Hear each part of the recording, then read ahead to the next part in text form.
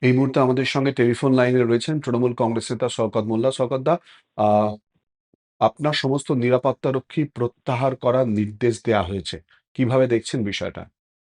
না, আজ থেকে কয়েকদিন আগে তুলে নিয়েছে, সিকিউরিটি নেই। নির্দেশ দেওয়া না, সিকিউরিটি আগে উঠে গেছে। আপনি নিরাপত্তার অভাব বোধ করছেন কি? দেখুন, সরকার মনে করেছিল নিরাপত্তা দিয়েছিল, এখন সরকার মনে করছে যে নিরাপত্তার দরকার নেই। নিরাপত্তা বোধ করলেও কি যায়, আর কি আছে। অসহায় লাগছে? না, অসহায়ের কোনো বিষয় নেই। হেরে যাওয়ার পর চিন্তা আরো বেড়ে যাচ্ছে নাকি?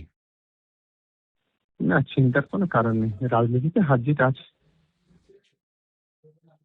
তৃণমূল কংগ্রেসে থাকবেন তো? দেখুন, তৃণমূল কংগ্রেসেই তো আছে। আগামী দিনে দল পরিবর্তনের জন্য ভাবনা আছে? না না, এই সম্পর্কে কোনো মন্তব্যই করবো না আমি। ধন্যবাদ।